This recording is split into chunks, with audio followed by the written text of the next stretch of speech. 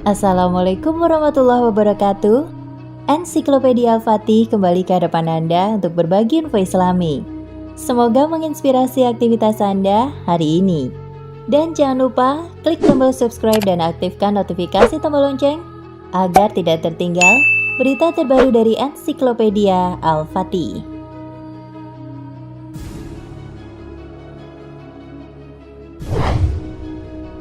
Bagi umat Islam, Nabi Muhammad SAW merupakan sosok manusia sempurna karena perilaku dan akhlaknya begitu mulia. Meski sudah meninggal ribuan tahun lalu, namun ajarannya tidak berlalu begitu saja. Islam kini justru menembus seluruh penjuru dunia meski tanpa junjungan semesta alam tersebut. Dalam sebuah hadis dijelaskan bahwa sejak penciptaan Nabi Adam, nama Nabi Muhammad sudah tertulis di pintu surga. Kelahiran Rasulullah pada 12 Rabiul Awal itu begitu ditunggu-tunggu dari masa ke masa oleh seluruh penduduk langit dan bumi.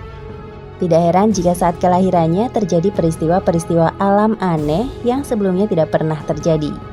Ini merupakan sambutan atas lahirnya manusia mulia yang begitu ditunggu-tunggu. Apa saja peristiwa tersebut? Berikut ulasannya.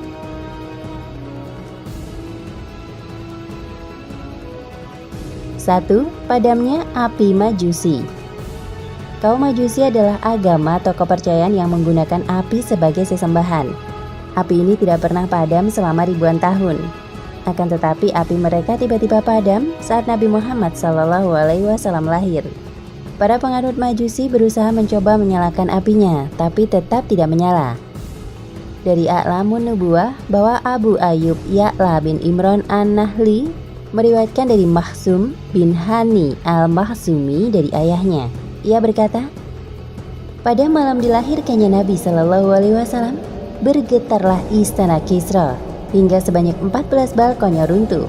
Api Persia pun padam, padahal selama 1000 tahun belum pernah padam, dan air danau sawah mengering. Hal itu membuat Kisra ketakutan. Lalu ia memakai mahkotanya dan duduk di tepi tempat tidurnya. Kemudian ia mengumpulkan menteri-menteri dan para pembantunya, lalu menceritakan mimpinya tersebut. Kemudian berkatalah Al-Mubizan, adapun saya sendiri, semoga Allah Ta'ala memperbaiki urusan raja. Saya melihat dalam mimpi saya, ada unta-unta berat yang menuntun kuda-kuda mahal mengarungi sungai Diljah. Lalu mereka menyebar ke negeri-negeri kita. Kisra bertanya, apa arti semua itu, hai Mubizan? Ia menjawab, sebuah peristiwa besar yang datang dari penjuru Arab. Maka Kisra menulis surat perintah pada An-Nu'man bil An-Munzir, kirimkan kepadaku seseorang yang mengetahui, agar aku bisa bertanya padanya apa yang aku inginkan. Maka menghadaplah Abdul Masih bin Amr bin Nafilah al-Ghasani. Sesampainya di hadapan Kisra, ia lalu diberitahu tentang peristiwa yang terjadi. Kemudian ia berkata, wahai raja, sesungguhnya ilmu tentang hal itu ada pada paman saya. Ia tinggal di bagian timur negeri Syam, namanya Sutai. Kisra berkata, datangilah dia dan tanyalah dengan apa yang telah aku kabarkan kepadamu, lalu bawalah jawaban itu kepadaku. Singkat cerita, Abdul Masih pun bertanya tentang keanehan yang dilihat oleh Kisra dan Al-Mubizan. Selanjutnya ia berkata, hai Abdul Masih, jika telah banyak tilawah Al-Quran, diutus seseorang dari Tihamah, tempat kelahiran Nabi. Ada banjir di lembah Samawah, mengeringnya danau sawah, dan padamnya api Persia. Maka Syam bukan lagi negeri Syam bagi Sutai. Lalu ia pun meninggal. Imam Al-Mawardi, Abu Hasan Ali bin Muhammad bin Al-Habib Al-Basri, Al-Baghdadi, A'lamun Nubuwah, halaman 182 hingga 183.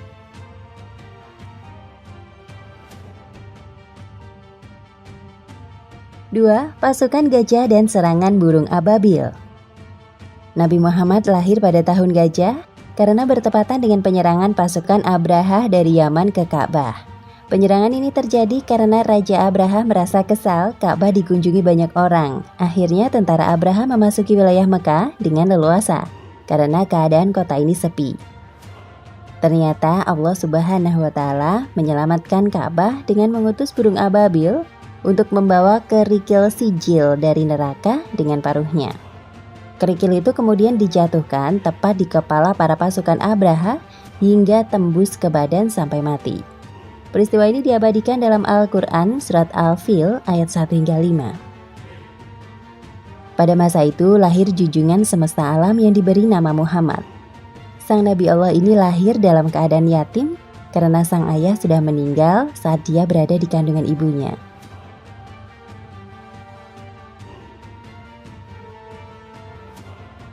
Tiga, jin tidak bisa mencuri berita. Saat sebelum Nabi Muhammad lahir, setan dengan leluasa mencuri berita dari langit untuk dibagikan kepada tukang sihir. Namun pada malam mulia itu mereka tidak lagi bisa mencuri rahasia tersebut. Para setan dihadapkan dengan panah api setiap kali akan mencuri berita. Setan-setan ini kemudian berkumpul dan menginformasikan keganjilan tersebut kepada iblis. Dahulu kami bisa naik ke langit, tetapi hari ini kami telah dilarang untuk naik. Iblis menjawab, menyebarlah kalian di muka bumi dari barat sampai timur dan perhatikan dengan seksama apa yang sebenarnya telah terjadi. Setelah menyebar ke penjuru dunia, sampailah mereka di kota Mekah. Di sana tampak seorang bayi yang sedang dikelilingi para malaikat dan memancarkan sinar dari dalam dirinya yang mencuat ke atas langit. Para malaikat pun sibuk memberi salam kepada junjungan alam tersebut. Kemudian setan-setan itu kembali menghadap iblis, sambil menceritakan semua apa yang telah mereka saksikan itu. Maka iblis pun berteriak dengan suara yang sangat keras. Telah keluar ayatul alam dan rahmat bagi Bani Adam. Karena itulah kalian telah dicegah untuk naik ke langit, tempat pandangannya dan pandangan umatnya.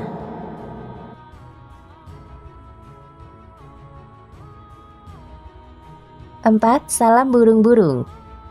Seolah memberi salam atas kelahiran manusia yang ditunggu-tunggu, burung-burung di atas langit Mekah sibuk bersaut-sautan berkicau saat kelahiran Nabi. 5. Berhala bersujud.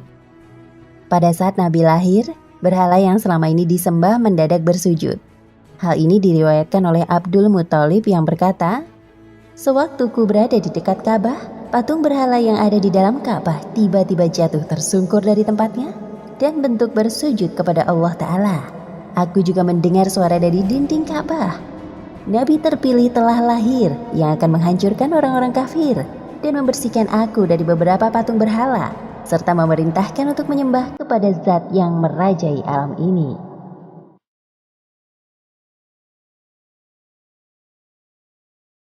Enam, suara dari Ka'bah.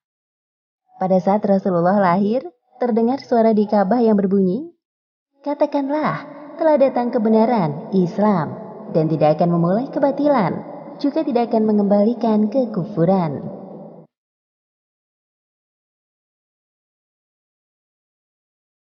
7. Aminah tidak merasa letih. Hal ajaib lagi terjadi pada Aminah, sang ibu Nabi. Berbeda dengan wanita yang pada umumnya keletihan dan kepayahan saat mengandung, maka hal ini tidak dirasakan oleh Aminah. Imam Ibnu Katsir meriwayatkan dalam kitabnya Qisasul Anbiya bahwa selama mengandung Rasulullah SAW, dalam mimpinya ia senantiasa didatangi para nabi-nabi terdahulu dari sejak bulan pertama, yaitu bulan Rajab, hingga kelahirannya di bulan Rabiul Awal.